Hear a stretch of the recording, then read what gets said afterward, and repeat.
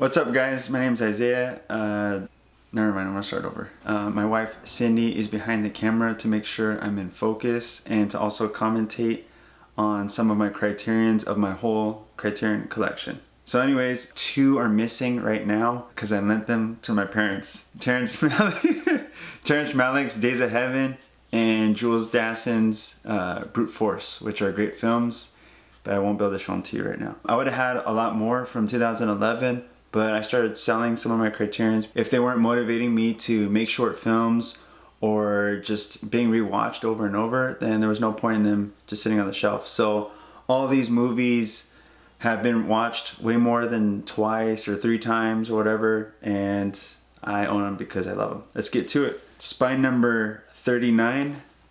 We got Seijun Suzuki's Tokyo Drifter. Out of all the criterions I own and ever will own, this is my number 1 in my top 10. And I've watched it so many times. I love all the color. I love all the action. I love how awkward the scene changes are. The music, how the lead actor actually sings his own theme song in the movie. Just everything about it is legit. I've seen this movie plenty of times, so Tokyo Drifter. Spine number 45, Abbas Kiarostami's Taste of Cherry. This one's really good. They just restored it not too long ago and added some color grading to it.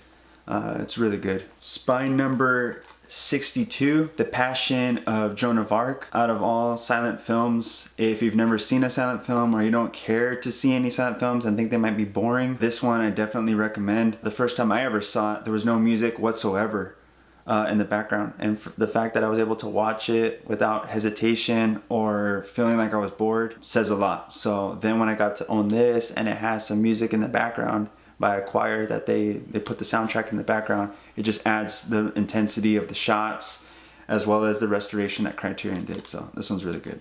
Spine number 84, Yasujiro Ozu's Good Morning. Spine number 103. This is actually Cindy's, one of her favorite films. To be brutally honest, I have never finished this movie. I actually bought it just for her. I actually bought it just for her because... Yes, thank you. Yeah, she thanks me very much. Anyways, I have not finished it and I just can't finish it, but maybe we'll finish it tonight. Spine number, I don't know the spine number for this one because as you could tell, this is not a Criterion case. I actually bought the restoration of Playtime from a desperate library that got rid of all their movies on eBay, and I got this dirt cheap. So real quick to talk about this movie, my wife Cindy and I, we could watch any scene or anywhere in this film and be inspired by the furniture and the scenery of it, and Cindy likes all the clothing that's in it. Spine number 137, Alfred Hitchcock's Notorious. Spine number 147, Wong Kar-wai's In the Mood for Love. I had seen this movie once a long time ago, and then this YouTuber named NerdWriter1, he did a video called Frames Within a Frame, and once I saw that, I revisited this film, and ever since I've completely seen it from the perspective of how every frame literally feels like you're watching a moving painting. So definitely check this one out. Spine number 152, David Gordon Green's George Washington. Spine number 155, Tokyo Olympiad. Spine number 196, Hiroshima Mon Amour. If you have not seen this film, check out the first 5 minutes or 10 minutes on the Criterion Collection's YouTube channel. They have it uploaded. I remember I was kind of hesitant to wanting to watch this one, but once I saw the first 10 minutes, I was drawn in, and it's one of my favorites. You talk a lot with your eyebrows. Spine number 491, Z. This political thriller is fast-paced. All the editing is super sharp cutting, extremely entertaining, and I've seen it so many times. This is one of Cindy's favorite movies. Just kidding.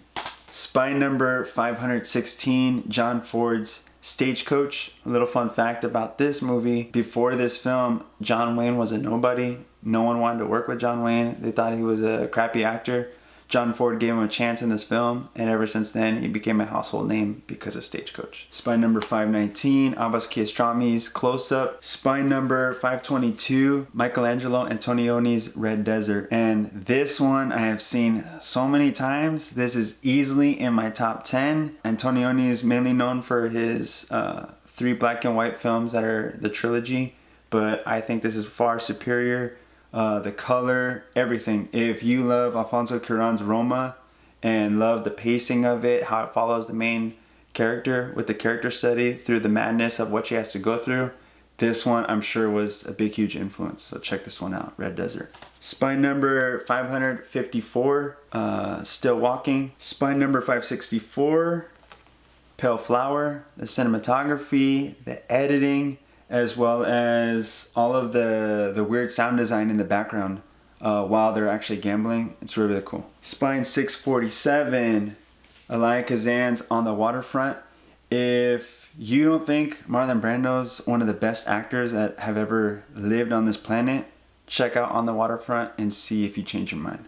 The Master, The Genius, Robert Bresson's A Man Escaped. Robert Bresson easily is film school himself whenever you watch any film done by him, because every shot is necessary. Even films that you think don't deserve narration, this one is filled with narration because it has to, because he's not allowed to talk while he's in the prison, in his actual jail cell. So everything is not spoon-fed, but all the narration is necessary, as well as adding an intensity just for the very end. So it's really cool because literally the title spoils it, the ending, but you care about the process, and that's what cinema should be. Spy number 700, Fantastic Mr. Fox by Wes Anderson. My son is 2 years old. He actually loves this movie. Spy number 709. What are you laughing about? Howard Hawks' Red River. What's kind of unusual about this one is that John Wayne isn't necessarily a good guy in this movie, but you should check it out just for that alone. Steven's getting pissed. Spine number 732, John Ford's My Darling Clementine. Spine number 751 and 752, Errol Morris's Gates of Heaven and Vernon, Florida. I'm not big on documentaries whatsoever. I've probably seen maybe 20, 25 at the most. I love these documentaries, and what was cool about Errol Morris is he tried to look out for interesting people, film them, and let them be themselves. You could tell that these people, when they're talking, you're laughing at these people while you're listening to them talk, let alone watching them be themselves, because they're being themselves, and that's what's so authentic about it. Purely entertaining. Plus, Gates of Heaven, you literally feel like you're watching a bunch of photographs. It's really good. One of my all-time favorites, spy number 804, Edward Yang's A Brighter Summer Day. This movie is a little over 4 hours, and I've seen it at least more than 5 times. It never gets old. The music, the kids being mischievous, just having fun and being close with a group of friends. So check this one out. Spy number 830, Orson Welles' Chimes at Midnight. Anyone that got into Orson Welles because of Citizen Kane, you should easily check out all of his other films. He's a genius. Spy number 870, another film by Orson Welles, Othello, which won the Palme d'Or. This one's really, really good too because of a lot of the great cinematography.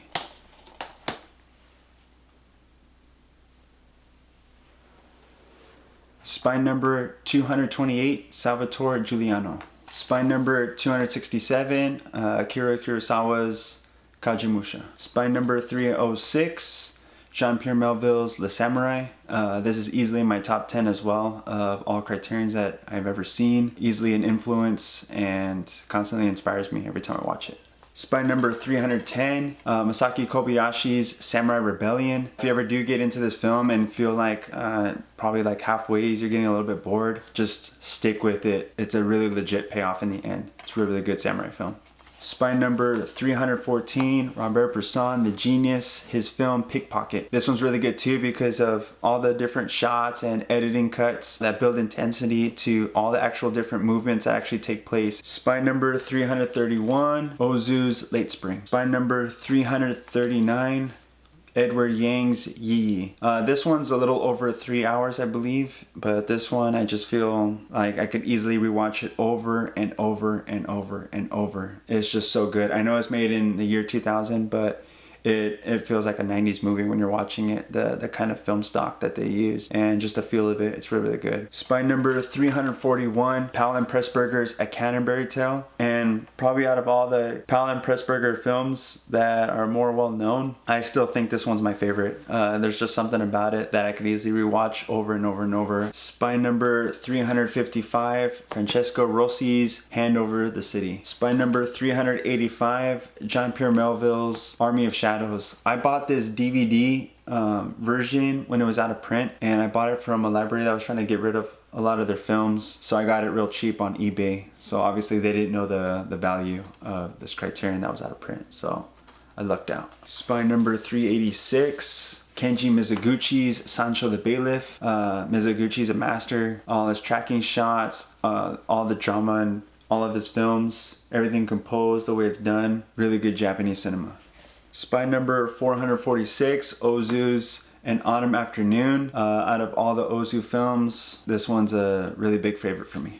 I don't know the spy number for this one because this isn't a Criterion case. I bought this Wong Kar-wai's Chungking Express also from a library that was trying to get rid of all their films, so I got it from them at a really good price. But Chungking Express I've seen hundreds and hundreds of times. I love this film. This is easily in my top 5 movies of all time. This is really good. Spy number 468, Science is Fiction, 23 short films. This one's really good too because if you're into any kind of avant-garde filmmaking or any avant-garde films and you want to be introduced to avant-garde cinema, check these ones out. There's nothing all super crazy about him. It's just the fact of how he filmed science and how he edited and how he did the music in the background as well as the sound designing in the background. Spy number 478, Last Year at Marienbad. This is also an out of print DVD that I picked up from someone on eBay. They also did not know the resale value of this out of print Criterion, but I lucked out on this one too. Spy number 886, Robert Bresson's El Argent. This one's really good too. See, with this one, like, I'm more intrigued with the subtlety of the shots by Bresson as well as the way the story drives, and anything where it would cut to an actual action sequence or any kind of violence, it always shows you the aftermath of the violence. So it leaves your mind to imagination, and sometimes that's where cinema is best. Spy number 922, The Other Side of Hope. This is one of the more newer films that I own. I own a lot of older Criterions, but this is one of the newer ones, and this one's really enjoyable too.